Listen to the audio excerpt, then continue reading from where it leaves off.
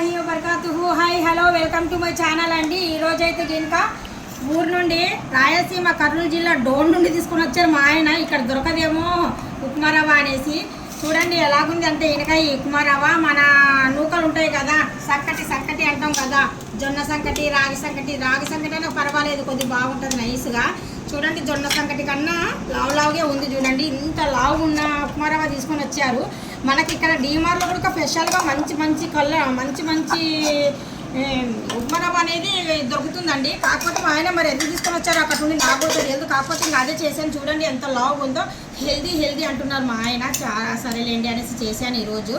ఇదే ఉప్మా రవ్వలో నేను ఇప్పుడు పైనుండి కొద్దిగా కారం పొడి అనేది వేస్తున్నాను. కారం పొడి అంటే కనుక పలుకులు ఉంటాయి కదా, ఏడ్చన పలుకులు అంటారు కదా, ఆ ఏడ్చన పలుకులు వేసేసి ఇలా ఎల్లుల్లిపాయలు కొద్ది కారం పొడి వేసేసి పలుకులన్నీ బాగా ఫ్రై చేసేసి ఇలాగా ఉప్మాలో తింటే కనుక చాలా టేస్టీగా ఉంటుందండి. దాంతోపాటు ఇక్కడైతే కనుక నేను రాగి జావ కూడా కంపల్సరీ పిల్లలకి ఇస్తాను.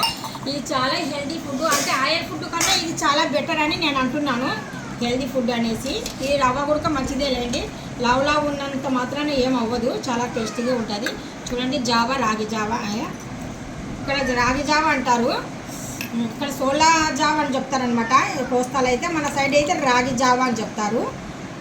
ఇది అండి ఈరోజు అయితే ఇంకా మా పిల్లలకి ఫుడ్ అనేది ఉప్మాను కారం పొడి, ఇక్కడ వచ్చేసి జావ, ఇక్కడ వచ్చేసి బాదం ఆల్రెడీ తినేశారు మా పిల్లలు. ఎవ్రీడే నేను బాదం అనేది ఇస్తాను. తేనె బాదం అంటే నిమ్మరసము తేనె ఇవి రెండు ఇస్తాను. అంటే మనము లెగిసిన వెంటనే హాట్ వాటర్ తాగేసి కొద్దిగా తేనె నిమ్మరసం అనేది తీసుకుంటే ఇంకా చాలా మంచిది, హెల్దీ అనమాట.